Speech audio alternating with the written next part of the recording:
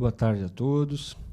Primeiro quero agradecer o convite, Cláudia, muito obrigado pela oportunidade de poder vir aqui trocar umas ideias com o pessoal dos gabinetes. É uma experiência importante, tenho certeza que vai ser muito enriquecedora. Obrigado também por ter possibilitado o adiamento, né, porque estava previsto para ter sido em maio, e foi um momento em que eu tinha que defender a minha tese e que eu não tinha cabeça para mais nada, absolutamente mais nada, né? Foi um momento realmente que me exigiu muito. Então, muito obrigado pelo convite, obrigado pela oportunidade. E eu estou muito feliz de estar aqui hoje com vocês e de rever algumas pessoas que eu conheço há muito tempo, colegas da faculdade, como Elisângela, que foi minha colega na faculdade, foi um colega também na Matra, né, Elisângela? Mário Alfeu, que eu vou contar tudo que já se viveu, né, Mário Alfeu? Né? Realmente um grande amigo, alguém que me dá uma honra poder tê-lo aqui, Mário Alfeu, e uma alegria, uma felicidade de contar com a tua presença aqui. E da mesma forma em relação a todos os demais, né, pessoas com quem eu já tive a oportunidade de trabalhar, né, em algum período. Então, muito obrigado pela presença de todos e tenho certeza que vai ser bastante enriquecedora essa nossa conversa aqui. E de antemão também já digo que esse compromisso também foi uma oportunidade para que eu estudasse ainda mais a reforma, né? Porque tanto a minha dissertação de mestrado quanto a minha tese de doutorado não são necessariamente em dogmática jurídica, são mais em teoria crítica do direito. Então, eu realmente, às vezes, agradeço a oportunidade de poder me dedicar um pouco mais à dogmática jurídica, como é o que a gente pretende tratar aqui hoje à tarde, né? E esse momento histórico, definitivamente, é um dos que mais exige formação dogmática, né? Porque as alterações legislativas são constantes e a transformação ela é muito profunda, né? Então, o direito do trabalho está passando por uma transformação enorme, a ponto, inclusive, de já se discutir se ainda existe o direito do trabalho, né? Então, já se fala em direito do mercado de trabalho e não mais o direito do trabalho clássico tal qual nós o conhecemos, como a gente viu na faculdade, com os princípios que nós aprendemos lá do Américo Plá Rodrigues e assim por diante. Então, a transformação é de tal forma profunda que, inclusive, a denominação até desse ramo jurídico está começando a ser questionada, para se falar em direito do mercado de trabalho. E, em razão da reforma trabalhista, muitas alterações foram feitas na CLT, nessa parte que é fundamental na regulação das relações de trabalho, que é a questão da duração do trabalho. Então, a reforma trabalhista já alterou muita coisa, e agora, essa semana, recentemente, foi aprovada a MP da Liberdade Econômica, que também trouxe novas mudanças. Então, a gente vai tratar também rapidamente disso. Inclusive, o projeto de lei de conversão está para sanção do presidente da República, né? Então, certamente vai ser sancionado integralmente, porque já é um projeto de conversão de uma medida provisória, teve algumas alterações, mas basicamente aquilo que alterou a CLT e as leis que regulam as relações de trabalho, tenho quase certeza que aquilo tudo vai ser mantido. A gente vai tratar disso também posteriormente. Então, antes de a gente passar para essa análise dogmática propriamente dita, analisarmos as alterações legislativas, quero fazer um exercício com vocês, que é tratar de alguns dos pressupostos para que a gente possa, antes de adentrar na análise, como eu disse, dogmática, a gente vai estabelecer alguns pressupostos. E o primeiro deles trata da importância ou do porquê estabelecer limites à duração do trabalho. Para tratar dessa parte, eu proponho um enigma aqui. Vou ler um trecho de um livro e eu gostaria de ver se vocês conseguem identificar qual livro é, em qual realidade se passa isso que eu vou descrever aqui, que eu vou ler para vocês. Então, aspas aí. E ainda não falamos do trabalho, que por sua vez é um emaranhado de leis, tabus e problemas. Trabalhamos todos, com exceção dos doentes, e fazer-se reconhecer como doente exige, por si só, uma ampla bagagem de conhecimentos e experiências. Cada manhã saímos em formação dirigidos à fábrica. Cada noite, em formação, voltamos. Quanto ao trabalho, estamos divididos em perto de 200 grupos, cada um com um mínimo de 15 homens e no máximo de 150, comandados por um capataz. Há grupos bons e ruins. A maioria deles é destinada aos transportes e o trabalho é duro, principalmente no inverno, já que é feito ao ar livre. Há também grupos de especialistas, eletricistas, ferreiros, pedreiros, soldadores, mecânicos e etc.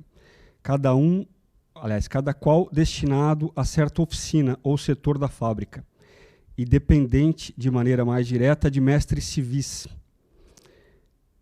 em geral alemães e poloneses.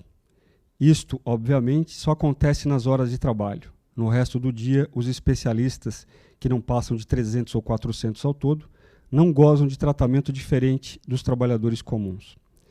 A destinação de cada um aos vários grupos é orientada por um escritório específico no campo, a chefia do trabalho, que fica em constante contato com a direção civil da fábrica.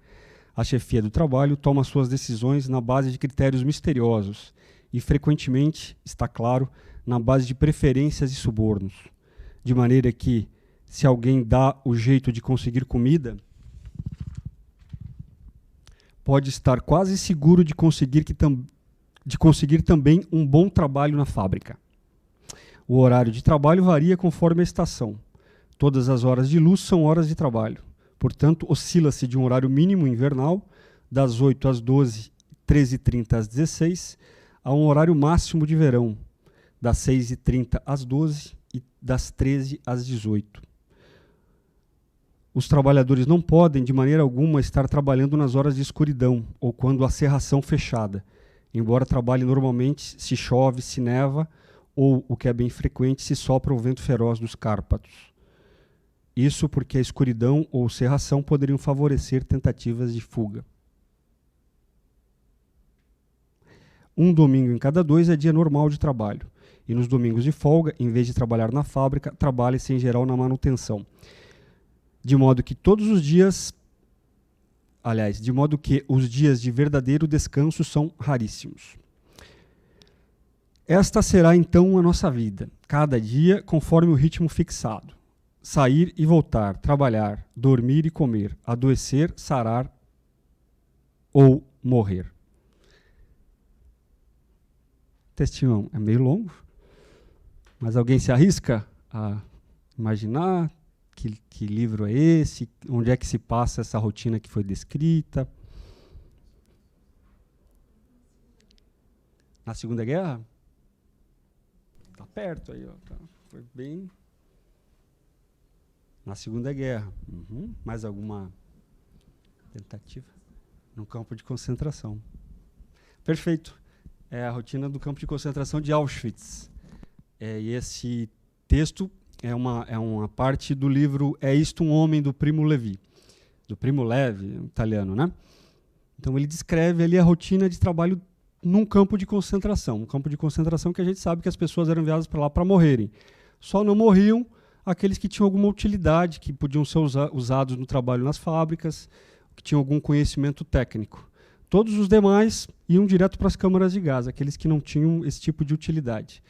Então, a gente percebe que mesmo nesse local em que as pessoas foram reduzidas ou foram retiradas o máximo possível da sua humanidade, em que elas somente serviam enquanto trabalhadores num sentido de sugar a sua energia física, mesmo num lugar como esse, existiam certas regras que organizavam a duração e que estabeleciam limites à duração do trabalho. Então, a gente percebe que existia, por exemplo, intervalo entre a jornada, de meia hora no inverno, quando a jornada era menor, acabava às 16 horas, e de 1 hora no verão, quando a jornada era mais extensa. Então, mesmo nessa experiência, que foi talvez das mais profundas de eliminação da humanidade das pessoas, mesmo lá foram estabelecidos limites à duração do trabalho. com que objetivo? Certamente não foi por um sentimento de piedade, de compaixão dos nazistas, né? Foi porque, para que alguém trabalhe, há necessidade de estabelecer esses limites por questões fisiológicas. A pessoa precisa ter tempo de descanso para poder recuperar suas energias para que no dia seguinte retorne ao seu local de trabalho. Então, esse é um primeiro pressuposto da nossa conversa. A necessidade de estabelecer limites para a duração do trabalho atende a imperativos de ordem fisiológica. Para que o trabalhador retorne ao seu local de trabalho, esses imperativos fisiológicos precisam ser atendidos.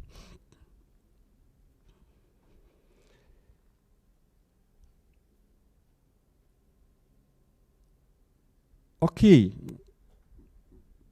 A gente concluir que existe necessidade de estabelecer limites à duração do trabalho por questões fisiológicas parece até meio evidente, né? Podemos concordar, dificilmente alguém discordaria em relação a isso. Qual o limite temos que estabelecer? O que seria um limite adequado, uma jornada de trabalho adequada para respeitar esses limites fisiológicos? Isso é uma construção. Dependendo do momento histórico e da área geográfica, esses limites mudam, né? Então, no século XIX, a gente sabe que eram comuns as jornadas de 12 horas, inclusive para crianças. De 8, 9 anos havia jornada de 12 horas. Né? Todos nós já lemos isso nos manuais de direito do trabalho, que na Revolução Industrial, como é que era, como é que não era.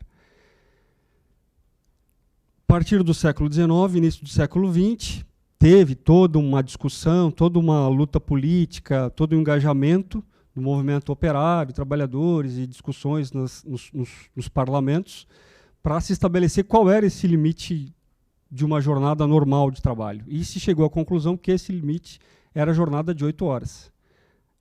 Então, a jornada de 8 horas foi reconhecida como um padrão normal para uma jornada de trabalho.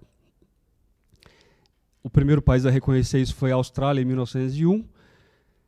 E a primeira convenção da OIT, de 1919, trata justamente disso. Estabelecimento de uma jornada de trabalho de 8 horas. No Brasil, esses limites foram adotados em 1932, decreto do Getúlio, no governo Getúlio Vargas, praticamente simultaneamente, que estabeleceu esse limite de 8 horas no comércio e também na indústria. Reparem que, nesse período, o Brasil era um país basicamente agrário, né? E a principal atividade econômica do Brasil estava na agricultura. E os trabalhadores da agricultura não foram beneficiados por essas limitações da jornada, o que aconteceu só nos anos 60, com o Estatuto do Trabalhador Rural, em 1963. De qualquer forma, o marco inicial de estabelecimento da jornada de 8 horas no Brasil se deu em 1932 com esses decretos do Getúlio Vargas. Constituição de 88 adotou esse critério de 8 horas e restringiu a carga horária semanal de 48 para 44 horas semanais. Então, a segunda premissa, o segundo pressuposto da nossa conversa está estabelecido. O primeiro é a necessidade de estabelecer limites à duração do trabalho atende imperativos de ordem fisiológica. O segundo é uma jornada normal de trabalho que atenda a esses imperativos é a jornada de 8 horas. E o terceiro imperativo é que toda a legislação brasileira que regula a duração do trabalho precisa ser compreendida e interpretada a partir desses pressupostos, inclusive as alterações que foram estabelecidas pela reforma trabalhista. E a quem é o intérprete final dessa legislação? É o Poder Judiciário, né? Ou seja, somos nós. Nós é que vamos estabelecer quais são esses parâmetros de interpretação. E o que eu me propus aqui para conversar com vocês é a gente observar esses dois primeiros critérios como parâmetros elementares de interpretação dessas alterações legislativas.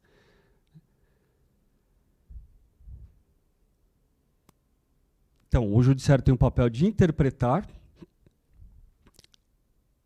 essas alterações legislativas e, se necessário, fazer o controle de constitucionalidade. No nosso caso, nós temos a possibilidade de fazer o controle difuso de constitucionalidade, né?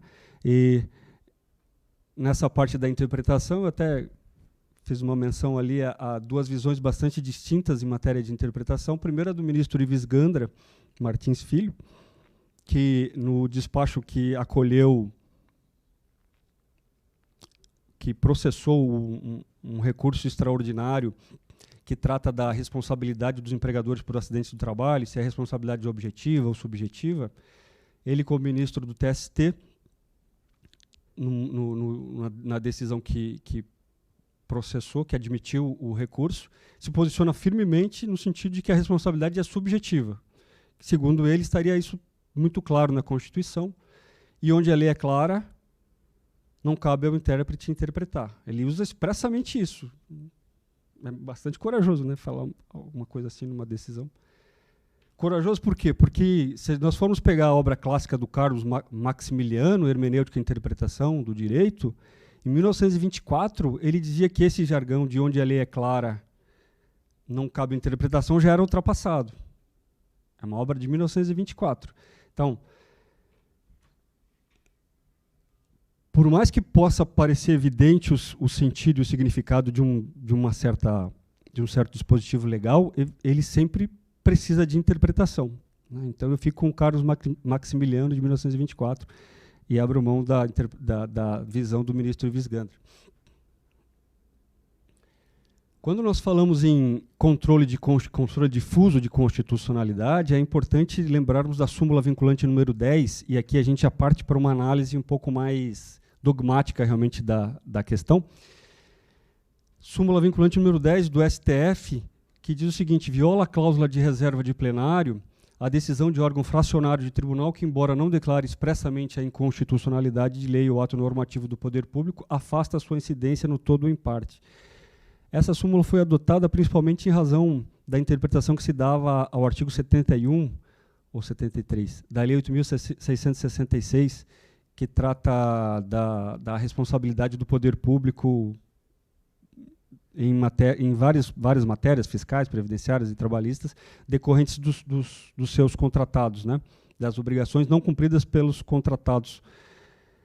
E então, a súmula vinculante número 10, porque a interpretação que era corrente no judiciário era no sentido de que, apesar do que estava escrito lá nesse artigo, podia se responsabilizar o poder público. E não se declarava expressamente a inconstitucionalidade do artigo. Então, em razão desse precedente particularmente, que se foi adotada essa súmula 10 no sentido de que, se vai afastar a aplicação de determinada norma, tem que se enfrentar a questão da constitucionalidade, né? Então, me parece que também essa advertência, a observação da súmula 10 é um ponto importante e, por consequência, se algum dispositivo da reforma trabalhista não vier a ser aplicado, a gente necessariamente precisará enfrentar a questão da constitucionalidade, né? Os fundamentos do controle difuso de constitucionalidade. Além disso, o seguinte, além do controle difuso, existe o controle concentrado, obviamente, e as decisões no controle concentrado precisam ser observadas, segundo o artigo 927 do CPC, precisam ser observadas pelas demais instâncias do Poder Judiciário. Então, o artigo 927 diz que os juízes e tribunais observarão as decisões do Supremo em controle concentrado, os enunciados de súmula vinculante, os acordos em incidente de assunção de competência ou de resolução de demandas repetitivas, os enunciados das súmulas do Supremo Tribunal Federal em matéria constitucional e do STJ em matéria infraconstitucional, a orientação do plenário ou do órgão especial aos quais estiverem vinculados. Então, essa regra do CPC tem um claro objetivo de estabelecer a disciplina judiciária. Então, agora existe uma norma expressa dizendo que esse tipo de decisão tem que ser observado pelos tribunais e pelos juízes de primeiro grau, né, e pelos juízes, de uma forma geral. Esse também é um parâmetro importante para as interpretações que nós vamos dar para a reforma trabalhista. E, em razão disso, eu trouxe algumas decisões que foram tomadas já no TST e no próprio STF que tratam dessa questão. Qual questão? Da interpretação da reforma trabalhista em matéria de duração do trabalho. Se nós formos pegar os artigos da CLT que foram alterados pela reforma trabalhista, a gente vai observar que muitos deles são cópia de súmulas do TST. Né? Em alguns casos, só se tira um sim e se põe um não, dependendo do interesse que se quer acolher. Né? Então, a gente vai verificar depois que tem alguns dispositivos que é impressionante como faltou um pouco de criatividade ou de capacidade legislativa, porque é cópia ipsis literis. Realmente só se tiram sim, se colocam não. Primeira alteração em matéria de duração do trabalho que foi estabelecida pela Lei 3.467. É em matéria de tempo à disposição, no artigo 4º.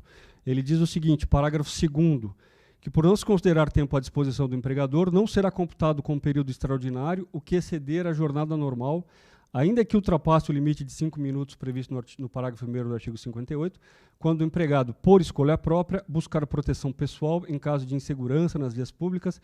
Impressionante, não acaba mais, né? Nas vias públicas ou más condições climáticas, bem como adentrar ou permanecer nas dependências da empresa para exercer atividades particulares, entre outras. Práticas religiosas, descanso, lazer, estudo, alimentação, atividade de relacionamento social, higiene pessoal, troca de roupa. A incapacidade técnica legislativa é realmente gritante, né? Porque é um período interminável, que para a gente compreender tem até uma certa dificuldade. Né? Mas o que eu chamo a atenção aqui, aquilo que está sublinhado. Então, primeiro critério, isso deve acontecer, isso não será considerado tempo à disposição quando ocorrer por escolha própria do empregado. Por consequência, se ele estiver lá por uma questão profissional, isso é tempo à disposição. E desde que seja para exercer atividades particulares. Esses são os dois pontos importantes para a interpretação desse dispositivo legal. Se, por consequência, ele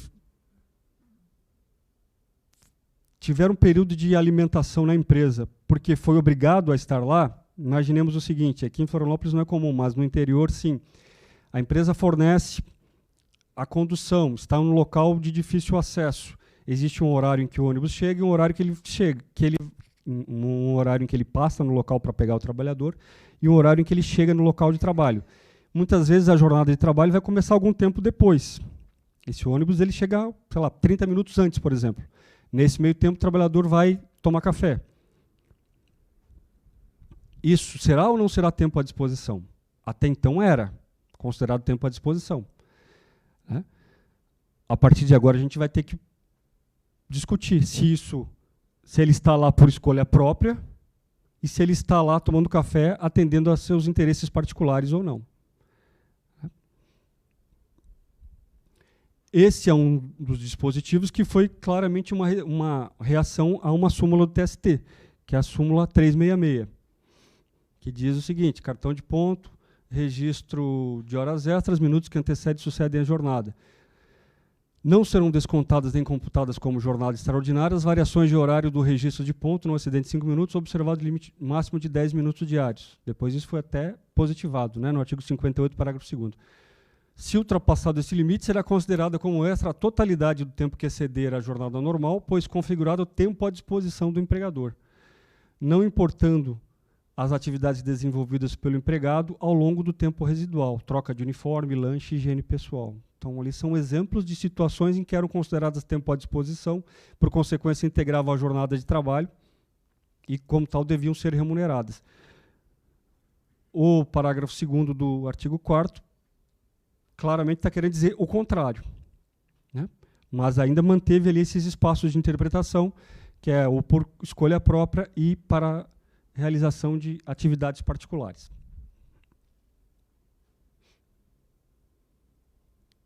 Prosseguimos.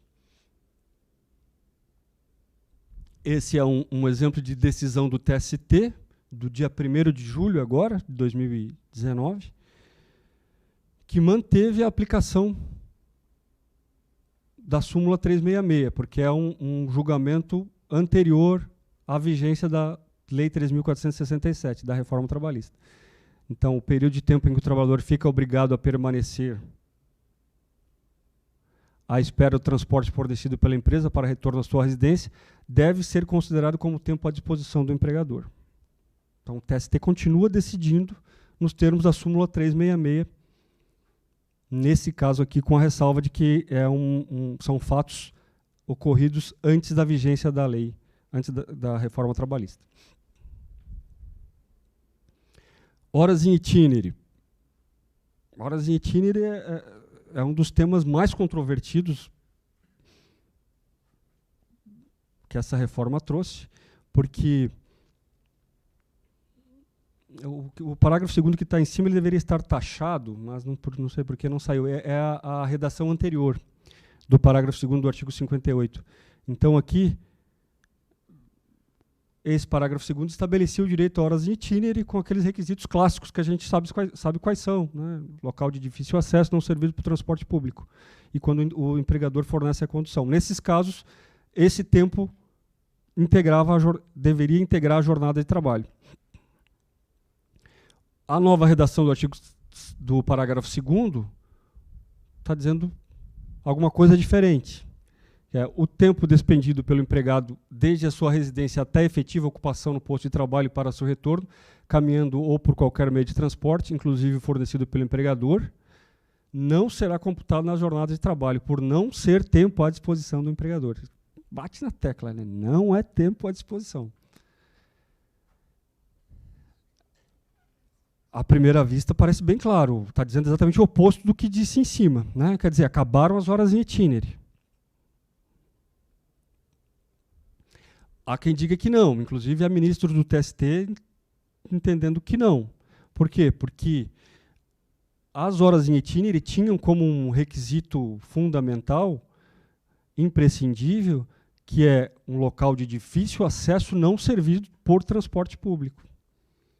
Esse era um requisito para reconhecer esse tempo à disposição. O novo parágrafo 2º não tratou disso expressamente. Ele só disse que quando a condução for fornecida pelo empregador, isso não caracteriza horas em itinerário. Mas aí cabe a pergunta, mas e se for local de difícil acesso? Mas e se não for servido por transporte público? Isso também está, essa hipótese também está abrangida pelo novo parágrafo 2º? É uma questão que vai depender do intérprete. No TST já tem uma decisão sobre isso, que é do nosso ministro Ives Gandra Martins Filho, dizendo que acabaram as horas em itinerário. Segundo ele faz essa interpretação mais, não vou dizer nem literal, né, mas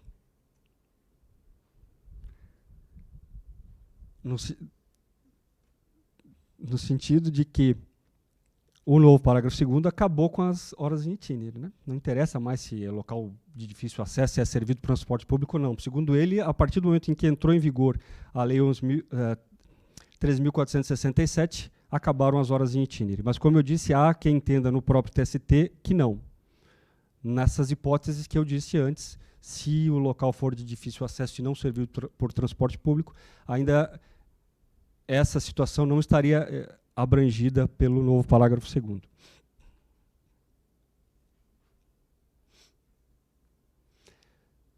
Sobre as horas em itinerário, ainda existe essa discussão se elas podem ou não ser suprimidas por norma coletiva. O entendimento do TST até então era no sentido de que podem ser suprimidas desde que existam vantagens compensatórias. E essas vantagens compensatórias precisam ficar muito claras na negociação, de preferência, existem alguns julgados, inclusive, dizendo que tem que ser apontadas quais são as vantagens compensatórias que permitiram a supressão das horas em itinerário. E ali são dois exemplos de julgamentos recentes que continuam nessa linha, né? Um de março e um de abril de 2019. Por outro lado, existe esse tema 1046, de repercussão geral no STF, em que o ministro Gilmar Mendes estabeleceu o seguinte: o tema trata da validade de norma coletiva de trabalho que limita ou restringe direito trabalhista não assegurado constitucionalmente. Segundo uma linha de interpretação, não haveria necessidade de ficar apontando quais são as vantagens compensatórias. Se existiu negociação coletiva, isso seria, por si só, pressuposto de que existiu algum tipo de concessão de vantagem compensatória para acarretar a extinção desse direito, né, do direito previsto na norma coletiva e não assegurado constitucionalmente. O ministro Gilmar Mendes determinou a suspensão de todos os processos pendentes, individuais ou coletivos, que tratem dessa matéria. E não é pouca coisa. Tem muita coisa que está discutindo isso. E agora a gente está entrando numa segunda fase da discussão, que é como é que se faz para suspender isso, né? Se suspende o processo integralmente, se suspende, se prossegue e julga apenas outros pedidos que não têm relação com isso, mas aí como é que faz para separar o julgamento dos pedidos? É uma questão que ainda não se encontrou uma solução, pelo menos não que eu conheça. As corregedorias não têm dado uma orientação em relação a isso, né? Já houve algumas consultas a corregedorias de alguns TRTs e os corregedores não estabeleceram um parâmetro. Preferiram dizer que isso cabe ao próprio juiz verificar como é que se faz. O PJE não tem meios para fazer isso, para a gente conseguir separar, julgar só uma parte do processo, né? Então, esse tema é muito relevante e ainda não se tem uma solução para isso. Espera-se que o TST apresente em...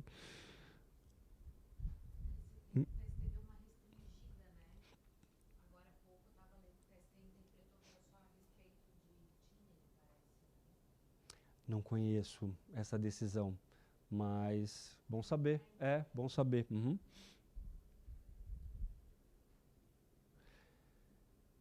Alterações ligadas diretamente à prorrogação e compensação da jornada.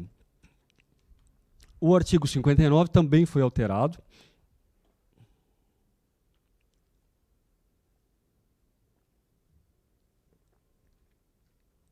Para deixar claro expressamente que é possível acordo individual para permitir a prorrogação de jornada.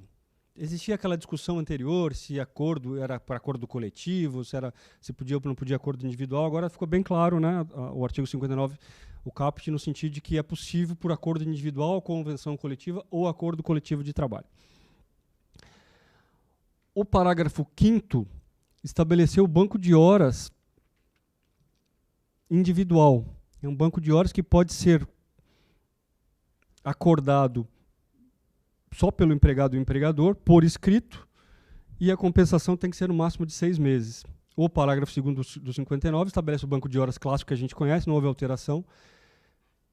Tem que ser por negociação coletiva, compensação no prazo de 1 ano. O parágrafo 5º agora estabeleceu esse banco de horas individual, que pode ser por acordo individual escrito, e a compensação tem que ser em 6 meses.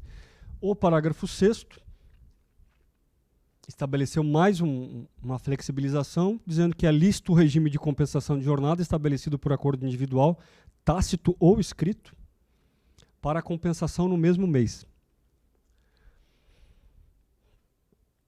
Essa discussão de compensação de jornada já surgiu quando apareceu o banco de horas, lá em 1998, né, que começou com 3 meses, depois passou para 6 meses e no final passou para 1 ano. Né?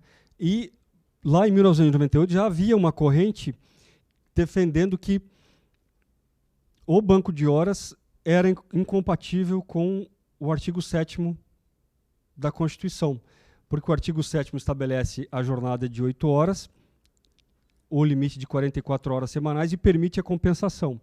Segundo essa linha de interpretação mais restritiva, a compensação seria permitida, mas dentro do limite da carga horária semanal de 44 horas. O banco de horas estabeleceu um parâmetro muito maior, né, de 1 ano. Quem adota essa linha de interpretação pode também julgar inconstitucional o parágrafo 5º e o parágrafo 6º do artigo 59, porque eles padeceriam do mesmo vício de irem de encontro aos limites estabelecidos na Constituição. Essa linha de interpretação que eu disse é muito restrita. Eu não conheço nenhum precedente no TST nesse sentido. De qualquer forma, existe. E é importante saber disso. A súmula 85 estabelecia o entendimento jurisprudencial consolidado em matéria de compensação de jornada, né? A gente conhece os parâmetros da súmula 85 do TST e a gente vai verificar que a súmula 85 ela foi positivada, né, com a reforma. Então a gente vê aqui no artigo 59. Em exceção ao disposto no artigo 59 dessa consolidação, é facultado às partes, mediante acordo individual escrito, convenção coletiva ou acordo coletivo, estabelecer horário de trabalho de 12 horas seguidas por 36 horas ininterruptas de descanso, observados ou indenizados os intervalos para repouso e alimentação.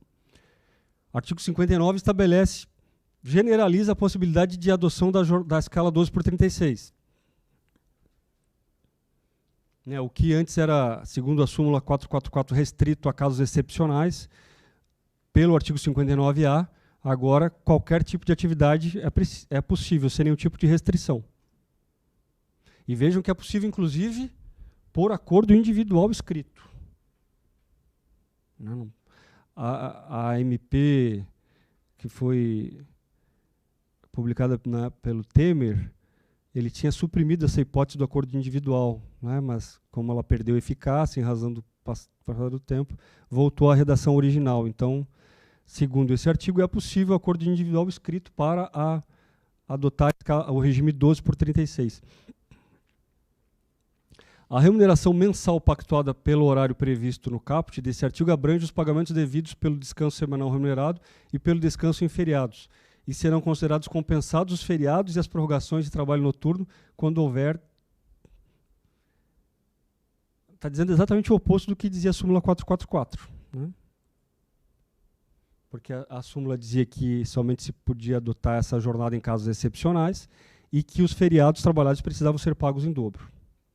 Né? Que a compensação só era do DSR.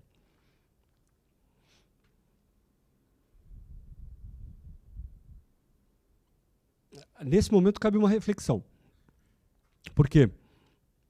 Muito se fala em resistência do judiciário à flexibilização. O judiciário está apresentando muita resistência à reforma trabalhista, os juízes não querem aplicar as normas que foram aprovadas no Congresso Nacional, etc. Mas se a gente for pensar nesse exemplo aqui, a gente vê um caso diferente, em que as decisões do judiciário é que estimularam a flexibilização. Porque a jornada 12/36, ela não obedece os limites que estão previstos na Constituição, que é uma jornada de 8 horas e 44 semanais. Né? A CLT estabelecia o limite de 8 horas com a possibilidade de prorrogação de mais 2, no máximo 10, e ainda de forma extraordinária. Com essa escala 12/36, todos esses limites foram ultrapassados. E como que se fez isso? Por meio da jurisprudência. Então é um exemplo de como a jurisprudência também pode ser um elemento de catalisação de flexibilização, e não só com esse papel que a gente vê hoje, de resistência e tal. Um outro exemplo é a terceirização. Foi a jurisprudência que começou a admitir, até a gente chegar na súmula 331, que ficou naquela discussão de atividade meio, atividade fim, que ninguém consegue distinguir exatamente o que é. E aí chegou o legislador e disse, então tudo bem, já que ninguém consegue definir o que é atividade meio e o que é atividade fim, a gente acaba com essa distinção. Né? O STF já julgou se o regime 12/36 é ou não é constitucional, num caso particular, que é o caso dos bombeiros civis, que existe uma lei que prevê a escala 12/36 para os bombeiros civis. Nessa ação direta de inconstitucionalidade, que o ministro Fachin foi o relator, o STF concluiu que é constitucional essa jornada. Existem, contudo, duas ressalvas importantes. Primeiro, que essa lei, em particular, ela estabelecia o regime 12/36 com respeito ao DSR. Então, a carga horária semanal máxima é de 36 horas, segundo essa lei. Um outro ponto importante é que o bombeiro civil é uma profissão em que esse profissional ele fica em vigia, ele aguarda um acionamento. Né? Ele fica lá 12 horas, se for acionado, pode ser acionado várias vezes ou pode não ser acionado em nenhum momento. Né? Os profissionais de saúde, isso também é bem comum, que é justamente onde surgiu essa escala 12/36. Né? Mas aí a questão que cabe é, É possível contratar um operador de caixa na escala 12/36? Essa profissão, ela estaria de acordo com as restrições fisiológicas necessárias para o estabelecimento de limitação de uma jornada de 8 horas, nesse caso prorrogada por mais 4 horas?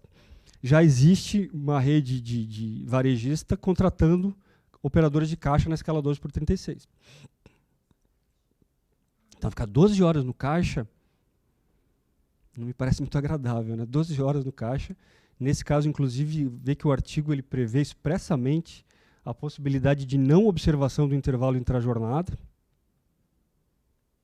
que pode simplesmente ser indenizado. Então, a gente imagina uma jornada normal de 12 horas, sem intervalo intrajornada, e se a gente imaginar que a CLT permite a prorrogação por mais de 2 horas, poderíamos ter uma jornada de 14 horas sem intervalo, que atende os parâmetros estabelecidos nessa legislação.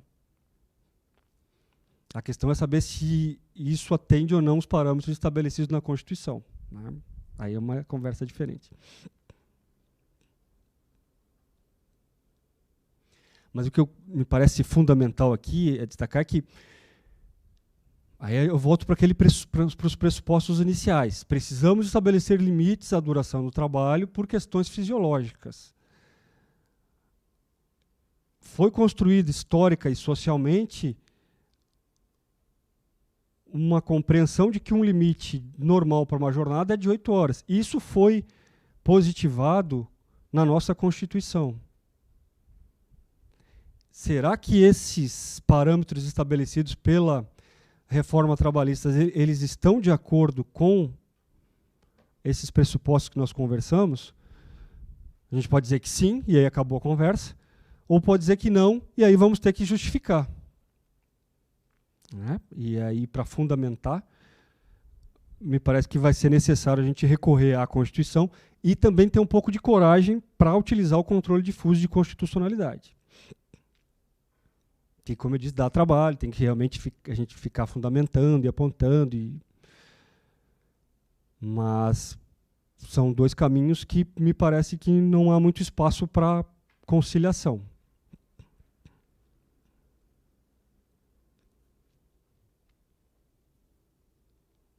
Com relação à adoção generalizada do regime 12/36, existe uma ação direta de inconstitucionalidade no Supremo, foi ajuizada, foi impetrada pela Confederação Nacional dos Trabalhadores na Saúde, justamente onde surgiu esse regime, né? O relator é o ministro Marco Aurélio e está na fase de vista para a Procuradoria-Geral da República. Não existe nenhuma decisão, né? Mas em breve a gente vai ter um posicionamento do Supremo em relação a isso, que vai ser, me parece, um parâmetro importante para a nossa interpretação. Importante ou vinculante, né? Porque, como eu disse, 927 não dá muito espaço para 927 do CPC. O 59B estabelece as consequências para a compensação irregular da jornada de trabalho. Então, o não atendimento às exigências legais para compensação de jornada, inclusive quando estabelecida mediante acordo tácito.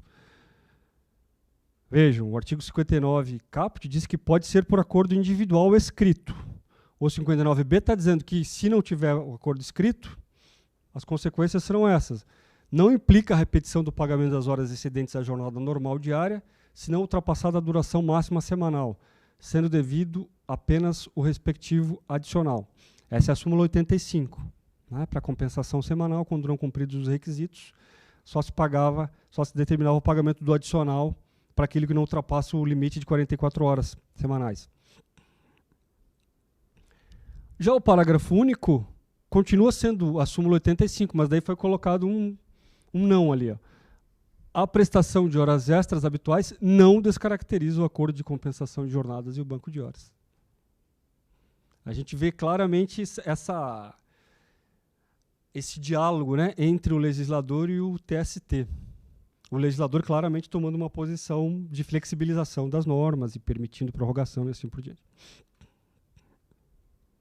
Prorrogação e atividade insalubre. O artigo 60, o caput não foi alterado, determina que as autoridades de fiscalização do trabalho devem inspecionar o local de trabalho para permitir a prorrogação da jornada de trabalho, mas o parágrafo único foi inserido e diz o seguinte: excetuam-se da exigência de licença prévia as jornadas de 12 horas de trabalho por 36 horas ininterruptas de descanso.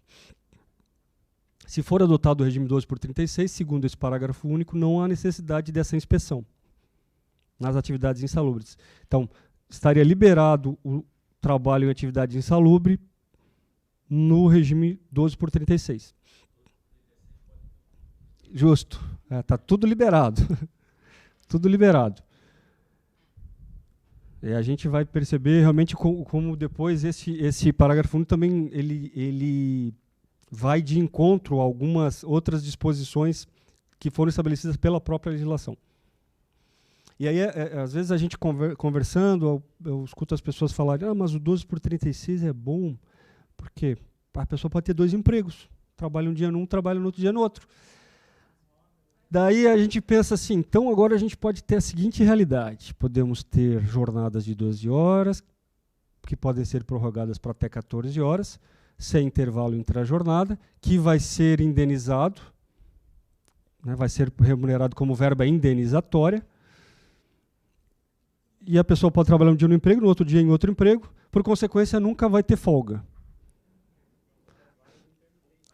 Nas horas vagas é intermitente, Daqui a pouco a gente vai ter saudade do campo de concentração, que pelo menos lá tinha intervalo entre a jornada e de vez em quando tinha umas folgas. Então, quando eu digo que a gente precisa ter coragem para usar o controle difuso de constitucionalidade, é que a gente tem que ver o que a gente quer para esse mundo, né? Para a nossa sociedade.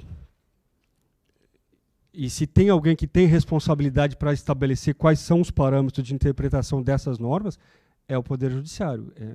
Queiramos ou não, essa é uma responsabilidade que nos foi dada. Então, ou a gente assume a responsabilidade, ou abrimos mão desse poder que nos foi dado. Horas extras em situações excepcionais. Então, o caput do 61 também não foi alterado, mas o parágrafo 1º foi para estabelecer que não há mais necessidade, nos casos em que houver prorrogação, em caso de força maior, no caso fortuito, não há mais necessidade de informar que houve prorrogação para a autoridade competente. Antes havia essa necessidade. Esse primeiro aqui é a redação anterior, né? Dizia ali que deverá ser comunicado dentro de 10 dias à autoridade competente em matéria de trabalho. Já o parágrafo 1º novo diz que o excesso, nos casos desse artigo, pode ser exigido independentemente de convenção coletiva ou acordo coletivo de trabalho. Em caso de força maior, pode-se exigir a prorrogação do trabalho, sem necessidade de acordo. Ok, isso já era possível antes, mas antes havia a obrigação de informar a autoridade competente.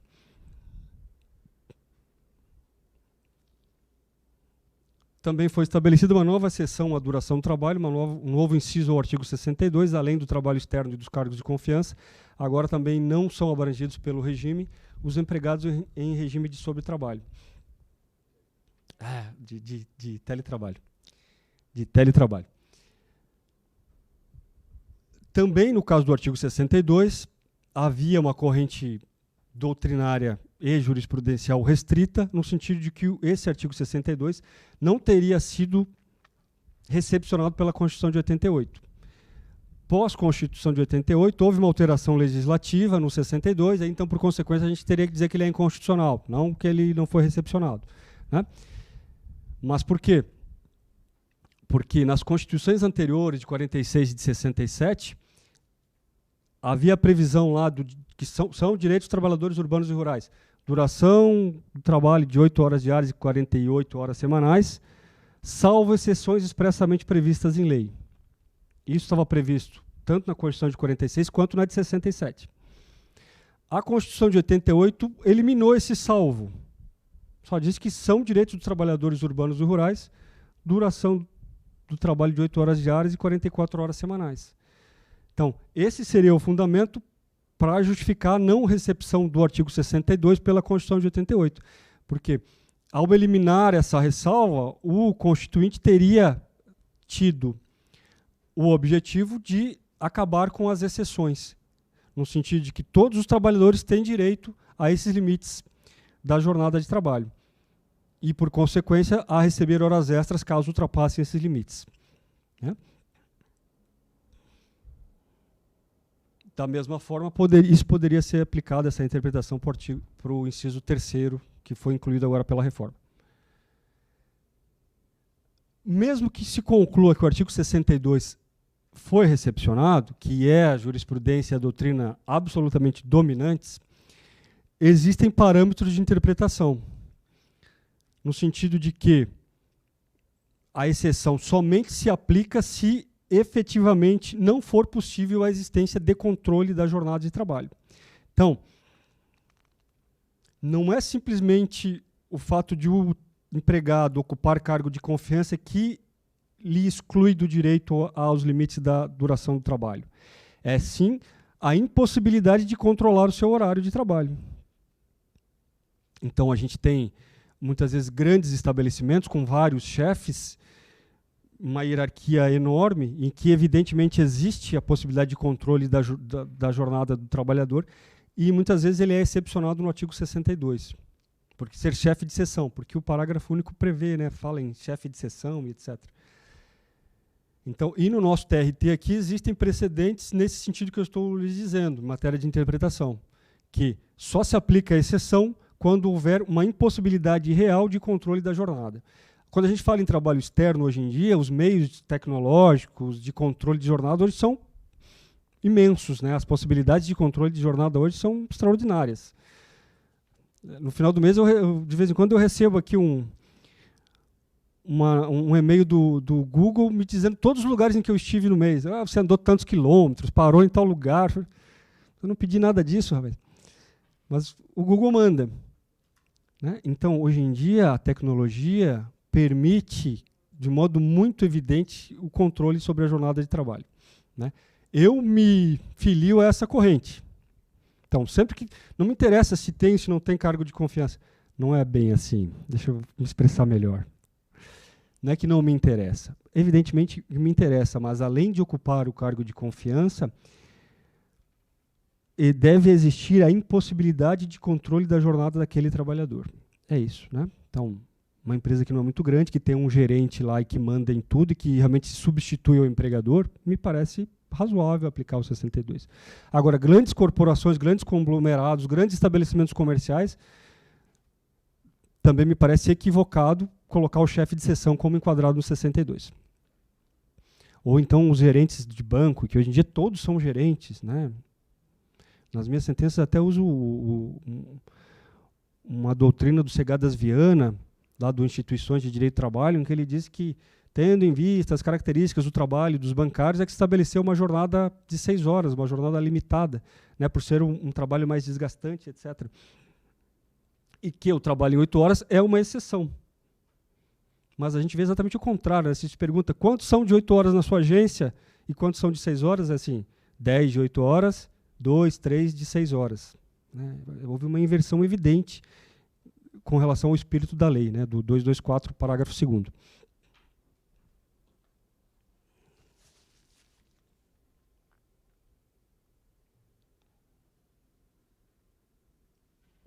Mas então, mais uma exceção ao artigo 62. Intervalo entre a jornada. Esse tema também é bastante sensível. Né? Se nós formos pegar a doutrina de direito do trabalho, é praticamente unânime reconhecer que a existência de intervalo entre a jornada é uma norma de higiene, de segurança do trabalho. Né? Uma questão de um momento de recuperação da própria fisiologia do trabalhador. E nós temos lá nos nossos computadores aquele programinha que diz, está na hora de fazer uma pausa, cada tanto tempo. Né? Então, não há o que a gente discutir, não há muito do que a gente discutir em relação à importância do intervalo entre a jornada numa jornada de trabalho. Não para o legislador brasileiro. Para ele, isso não é tão óbvio, para o nosso legislador. O parágrafo 4º do 71 estabeleceu o seguinte: a não concessão ou a concessão parcial do intervalo entre a jornada mínima para repouso e alimentação a empregados urbanos e rurais implica o pagamento de natureza indenizatória apenas do período suprimido, com acréscimo de 50% sobre o valor da remuneração da hora normal. Então, estabeleceu a natureza indenizatória e, ao contrário da súmula 437, estabeleceu que só se paga o que for suprimido, né, o tempo suprimido, e não mais a hora integral.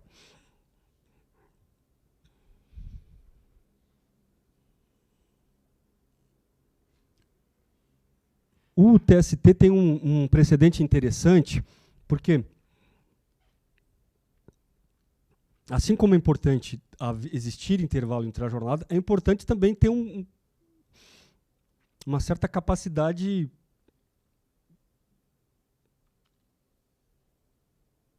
de interpretar a norma com flexibilidade. Eu estava querendo evitar a palavra flexibilidade, mas não consegui, para fugir da flexibilização, mas com uma certa flexibilidade. Porque o que acontece às vezes? O tempo suprimido ao intervalo entre a jornada, às vezes é irrelevante, são poucos minutos, né? E aí, nesses casos, o que se faz? Condena-se a pagar a hora integral, às vezes são 2, 3, 4 minutos que foram suprimidos, né, por uma questão da própria dinâmica do trabalho, e isso de uma maneira eventual. Agride um certo sentimento de equilíbrio, de equidade, e a gente condenar a pagar integralmente a hora, né? Esse precedente do TST diz que poderia haver uma tolerância de até 5 minutos. Né? Então, se for eventual essa supressão e for de até 5 minutos, não haveria obrigação de pagamento da hora integral. O que me parece um critério muito razoável de interpretação. Ele também é um precedente recente, é de maio de 2019. Prevalência do negociado sobre o legislado. O tempo está passando rápido. O artigo 611-A ele estabeleceu a possibilidade de prevalência do negociado sobre o legislado, inclusive no que concerne a algumas questões relacionadas à duração do trabalho. Então, a convenção coletiva e acordo coletivo de trabalho tem prevalência sobre a lei quando, entre outros, dispuserem sobre pacto quanto à jornada de trabalho, observados os limites constitucionais. Aí é difícil de interpretar isso, né? Porque a própria reforma estabelece o regime 12/36, generaliza, e agora fala-se em observados os limites constitucionais. Possibilidade de adoção de banco de horas anual. Como eu disse, o parágrafo 2º do 59 continua igual. Por negociação coletiva, pode-se adotar o banco de horas anual, mas aqui ele voltou a insistir nesse aspecto. Depois, intervalo entre a jornada, respeitado o limite mínimo de 30 minutos para jornadas superiores a 6 horas. Então, com relação ao intervalo entre a jornada, ele pode ser suprimido, situação em que simplesmente paga-se, indeniza-se o tempo suprimido, e aí está tudo certo. Ou então ele pode ser reduzido para até 30 minutos por meio de negociação coletiva.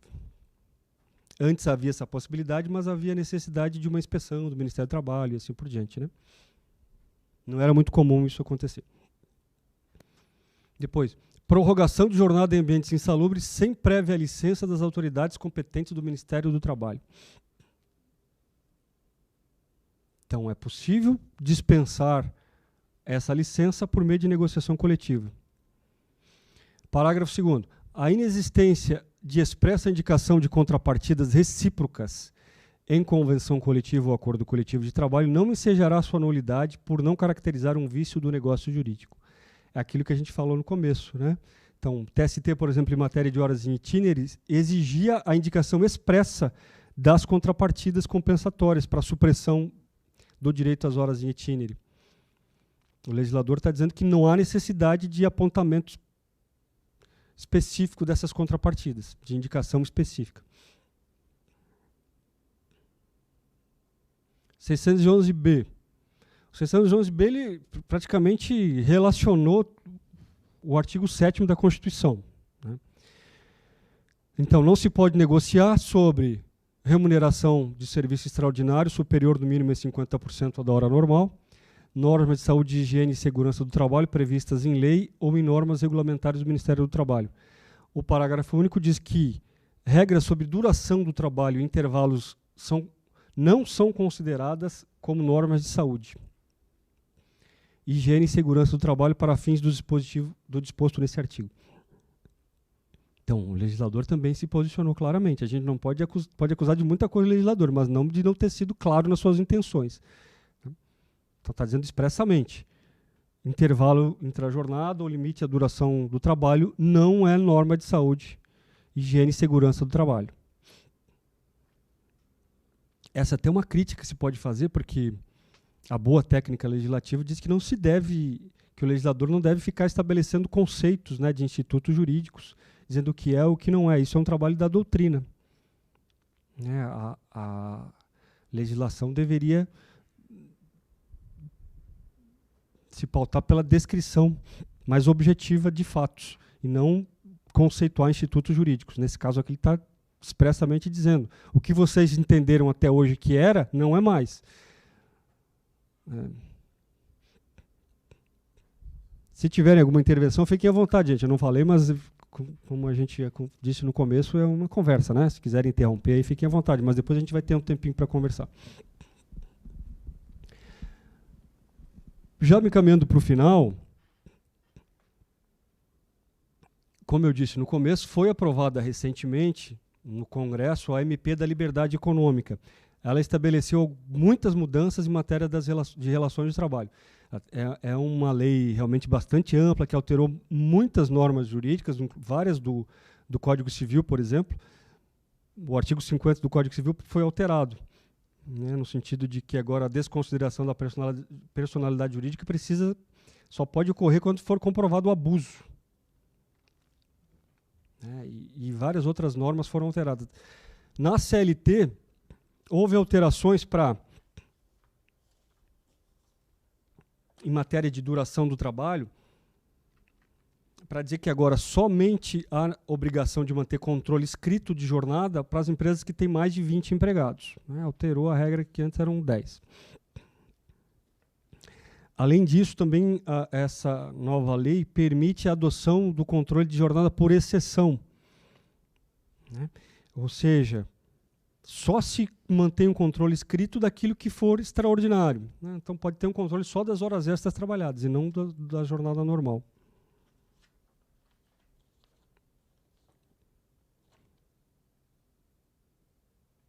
Foram retirados do texto da medida provisória, foi retirada aquela parte em que permitia o trabalho aos domingos em todas as atividades. Por outro lado, foram revogadas algumas normas da Lei 605 de 49, que trata do DSR justamente, e também da Lei 10.101, que estabelecia a necessidade de haver um domingo de descanso a cada 3 domingos trabalhados. Essa norma foi revogada. E, por consequência, só restou aquele limite de um decreto que regulamenta a Lei 605, que diz que deve haver um domingo de descanso a cada 7 domingos trabalhados.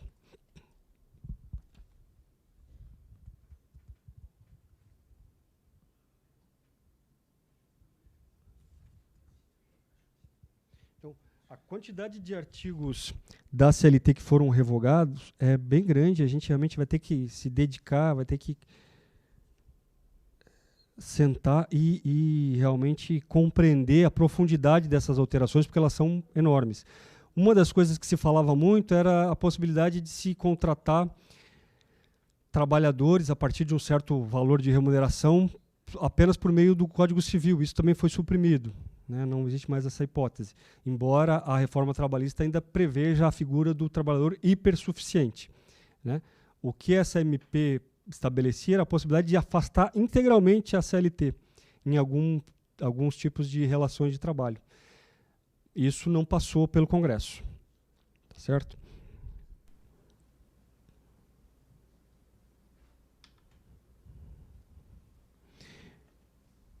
Então, do ponto de vista dogmático, são essas as alterações que eu achei mais relevantes, que eu compilei para vocês. Se alguém que tiver interesse nesses precedentes, etc., eu posso encaminhar posteriormente. E agora eu abro para vocês, fiquem à vontade. Quem tiver alguma dúvida, algum esclarecimento ou alguma reflexão a fazer, fique à vontade. Obrigado.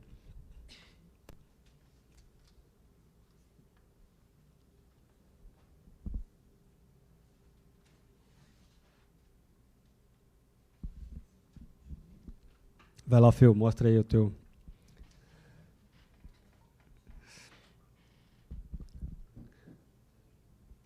Fiquem à vontade, como eu disse.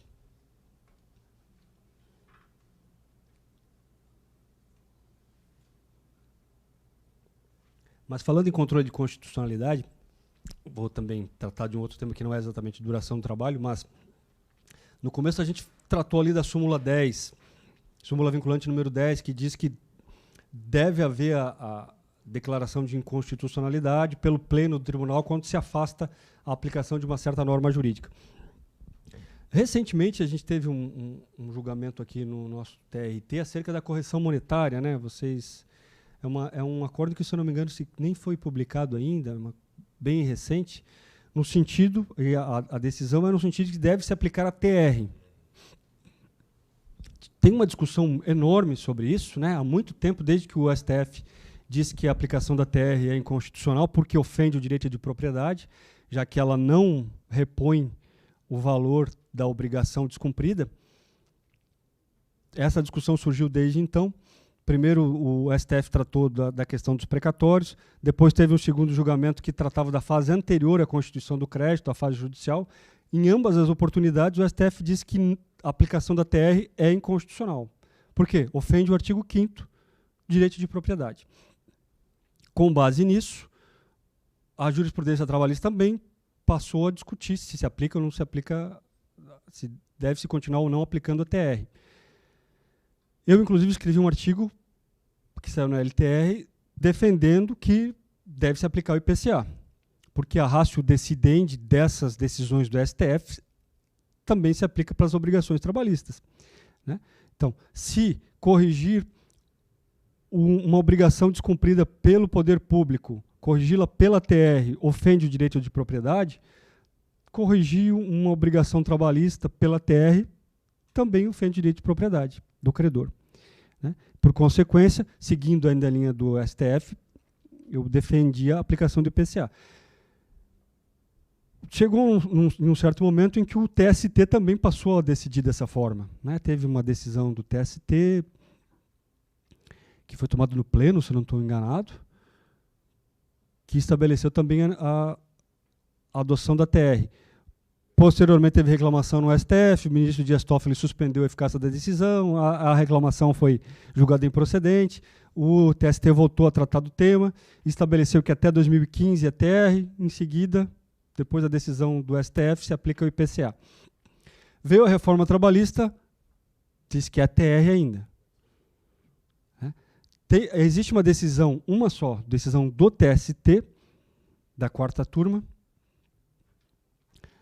dizendo que até 2015 é a TR, a partir de então é o IPCA, e a partir de 11 de novembro de 2017, quando entrou em vigor a Lei 13.467, volta-se a TR, porque a norma previu expressamente a adoção da TR.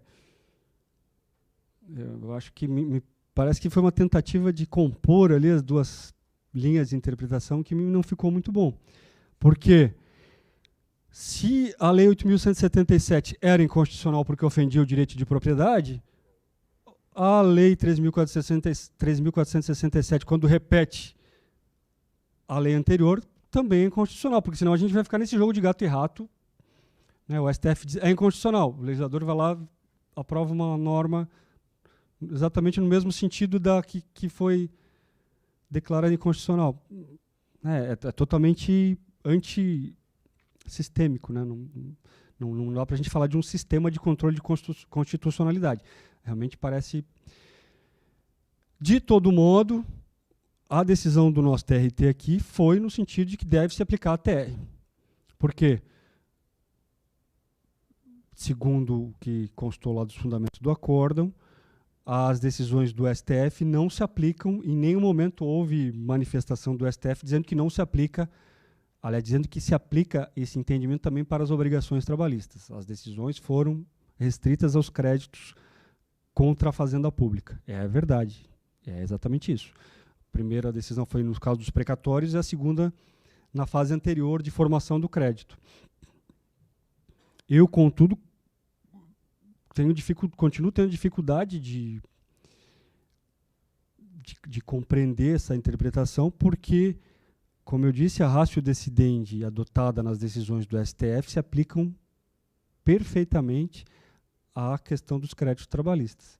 Se a TR ofende o direito de propriedade lá, também ofende o direito de propriedade aqui. E é um problema, porque o TST continua decidindo que se aplica, com exceção dessa única decisão que eu citei para vocês, o TST continua dizendo que é o IPCA a partir de 2015. E, inclusive, existem decisões bem recentes também do TST dizendo que é o IPCA até 2015 a TR e, em seguida, o IPCA. Então, a gente vai ficar com dificuldade de seguir o 927, né, que diz que os juízes e os tribunais devem observar as decisões dos tribunais superiores, mas isso também faz parte porque é um momento histórico de muitas alterações legislativas e que existe espaço para esse tipo de divergência, né? Então, tem muita divergência no primeiro grau, vai ter divergências nos TRTs e cabe ao TST unificar. E em algumas matérias constitucionais também ao STF. Tá certo? Como eu disse, à vontade para participarem aí. Tem alguma dúvida, alguma reflexão? Por favor. Uma pergunta. A partir de quando vão entrar em vigor essas alterações trazidas pela MP da Liberdade Econômica? Ela foi para sanção, ainda não foi sancionada. A lei ainda não entrou em vigor. Mas a medida provisória, sim, né? Só que foram feitas algumas alterações e agora o prazo para a sanção é a partir do 12 de setembro. Eu imagino que essas regras já vão entrar em vigor a partir de 12 de setembro. Mas eu posso até verificar isso porque eu tenho...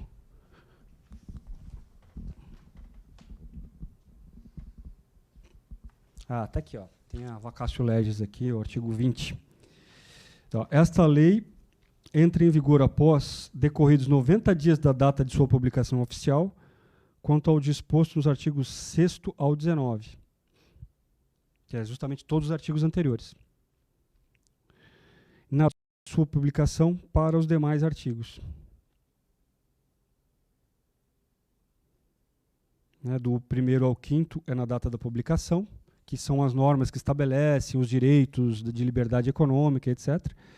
E a partir do artigo 6º, que são as modificações em outros diplomas legislativos, a partir de 90 dias da sua publicação. Então, a gente pode imaginar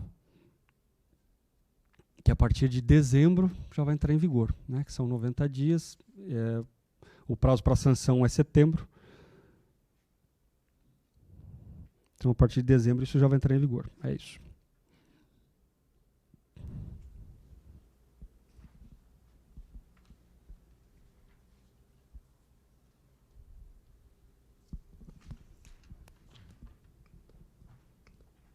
Mais alguma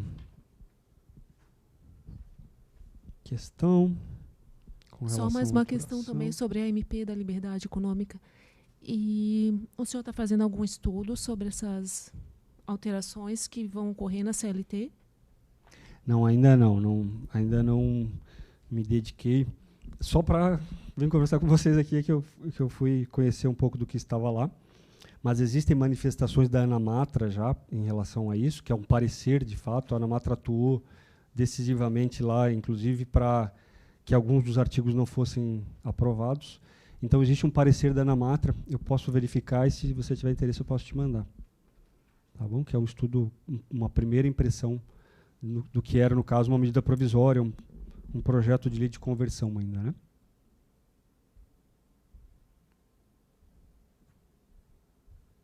Com relação à reforma trabalhista, eu fiz, na época em que foi publicada a lei, no tempo da vacatio legis, fiz um quadro em que eu procurei classificar os artigos, se eles eram mais favoráveis aos trabalhadores, mais favoráveis aos empregadores ou eram neutros.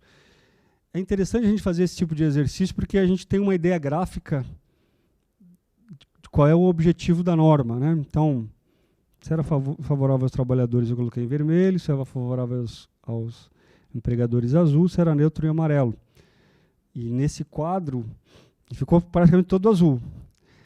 É evidente que esse é um critério muito subjetivo, né? O que é favorável ao trabalhador, o que não é favorável. Mas algum critério tem que ser adotado. Quem faz o quadro é que escolhe qual é o critério né, e que classifica. Então, eu classifiquei dessa forma. Mas, como eu disse, é um exercício interessante para a gente compreender qual é a racionalidade que está por trás da norma. Tinha, se não me engano, eram 6, de 129 alterações. O que está parecendo bem claro é que estão querendo mudar o paradigma, né? Que era 8, querem mudar, não, independente da forma, né? Seja impositiva, legal, dogmática, mas estão partindo, caminhando para a mudança, né? Isso é bem interessante.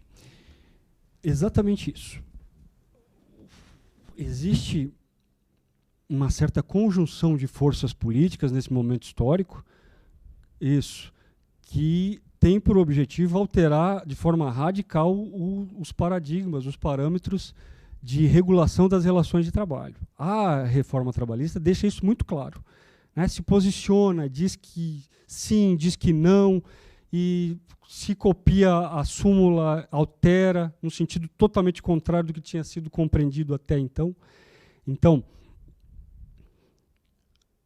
é importante a gente identificar que existe esse movimento e existem essas forças que objetivam fazer essa alteração radical.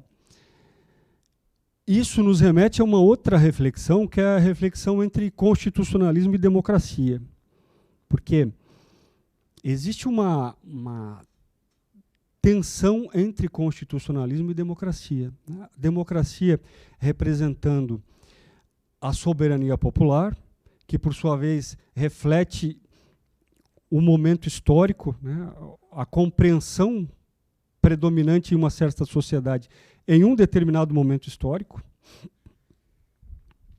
o que é muito interessante, muito importante, que a soberania popular tenha meios e condições de se expressar, né, então, isso não necessariamente é ruim. E, num polo diferente, o constitucionalismo, que encarna valores diferentes. Né?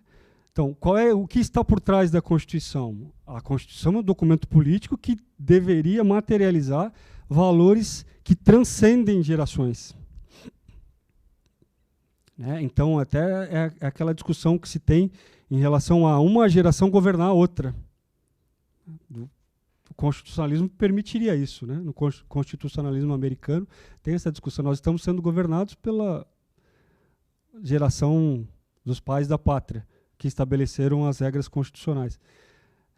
Então, aí fica clara essa tensão entre os desejos expressos em um determinado momento histórico pela soberania popular, que se expressa na democracia, pelos meios democráticos, e os valores que transcendem gerações que foram constitucionalizados. Então, as forças do legislativo e do executivo representam a soberania popular. O judiciário deveria representar o constitucionalismo, né? Que é justamente a compreensão de uma sociedade que vai para além da conjunção de forças momentâneas. Né?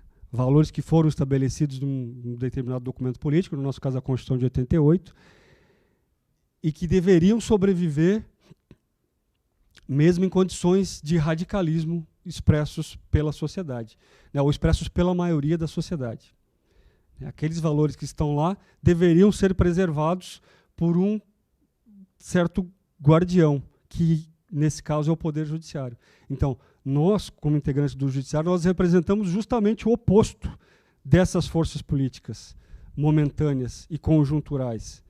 Nós devemos representar a continuidade, esses valores que ultrapassam gerações, aquela distinção entre o político e o estadista, que o político se preocupa com a próxima eleição, o estadista com as próximas gerações. Né? Não sei se a gente precisa ir tão longe, mas é importante que a gente saiba qual é o nosso papel nesse jogo político. Existe uma engenharia institucional que foi pensada e que nos deu um certo papel nesse jogo. É fundamental que a gente tenha compreensão de qual é exatamente o nosso papel nessa disputa política, né? Porque, no final das contas, é disso que se trata. É uma disputa política, uma disputa por poder. E isso não há nada, não vai aqui nenhuma visão pejorativa, é simplesmente a gente constatar que nós recebemos uma certa parcela do poder da sociedade e a parcela que nos foi concedida nos dá esse papel histórico, né, que é representar esses valores constitucionalizados que muitas vezes se opõem à conjuntura majoritária em um certo momento histórico. É isso. Mais alguma coisa?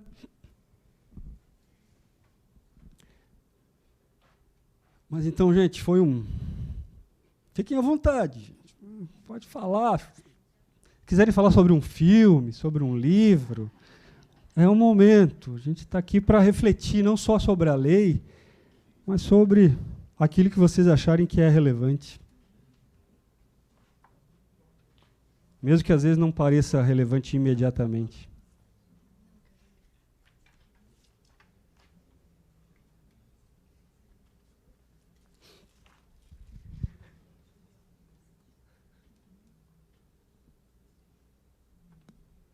Mas, fazer uma propagandinha então, a minha tese de doutorado é sobre o problema da efetividade do direito do trabalho no Brasil.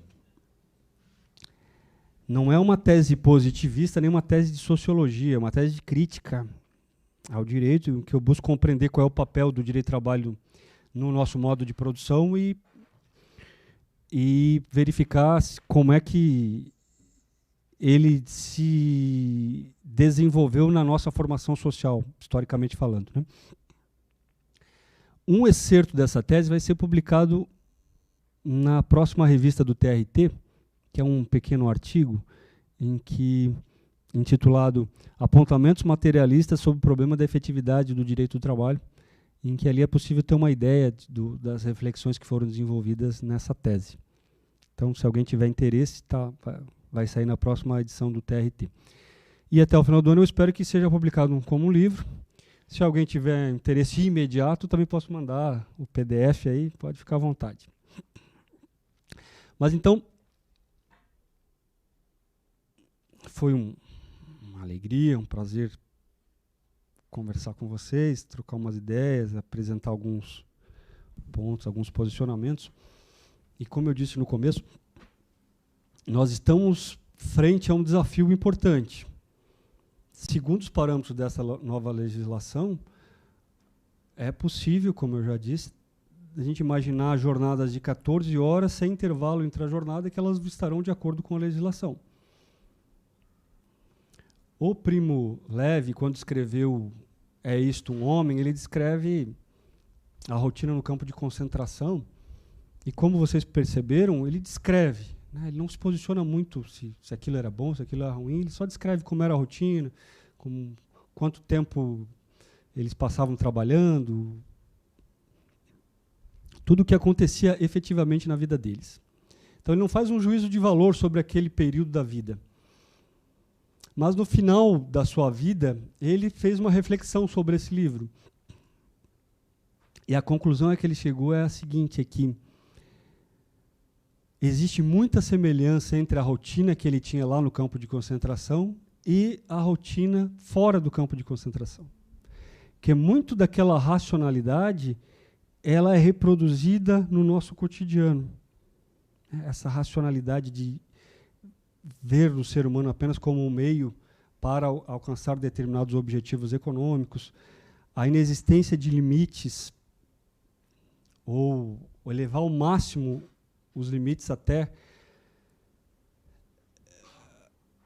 o momento em que a pessoa realmente não aguenta mais, né, em que ela realmente só consegue se afastar da sua atividade produtiva quando estiver doente, e doente ainda precisa se esforçar muito para mostrar que está doente, né? Então, no final da vida, ele fez essa reflexão, fez esse paralelo e concluiu que existem muitas semelhanças entre aquela rotina do campo de concentração e a rotina fora do campo de concentração. Nós, enquanto membros do Judiciário, a gente tem uma oportunidade de alterar um pouco essa história, tentar reduzir um pouco essas semelhanças, né, estabelecer esses tais patamares civilizatórios que a gente tanto fala e que muitas vezes na prática a gente não vive. Então, é uma oportunidade, um desafio. A gente tem que ter coragem e tem que estudar e tem que se dedicar, inclusive nessas questões de constitucionalidade, etc. Mas é uma oportunidade de alterar essa nossa rotina. Então eu trago aqui uma reflexão final, que é o poema de onde surgiu o nome do livro. Então, lá em 1946, assim que ele sai do campo de concentração, ele escreveu o poema, que depois gerou, como eu disse, o título do livro, né? Então, diz ele: é isto um homem? Vocês que vivem seguros em suas casas, em suas cálidas casas, vocês que, voltando à noite, encontram comida quente e rostos amigos.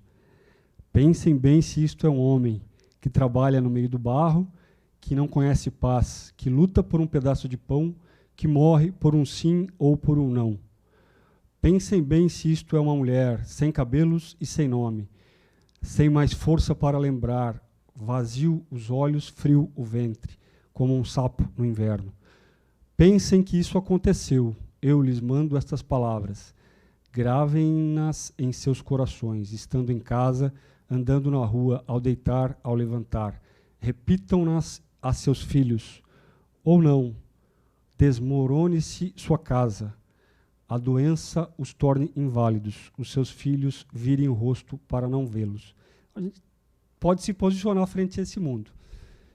E a mensagem final que eu deixo é que a gente pode se posicionar por aquilo que a gente sabe que é o melhor, por aquilo que a gente sabe que é a construção de uma sociedade minimamente civilizada e com respeito a esses patamares que foram historicamente construídos e que não saíram da cabeça de alguém que, de uma forma arbitrária. Isso se construiu, jornada de 8 horas, são mais de 100 anos de discussão para se chegar a esse limite de 8 horas. Então, respeitar esse limite de 8 horas é uma questão de honra para a gente conseguir manter esses patamares mínimos civilizatórios. Tá ok? Muito obrigado pela atenção. Bom trabalho a todos e até mais. Muito obrigada, doutor Alessandro, pela exposição, pela dedicação, né, e por ter aceitado o nosso convite. Também agradeço a todos os colegas. Tá? Quem não colocou o seu nome ali na frequência, por favor, coloque. E desejo, então, uma boa tarde ainda a todos. Obrigada.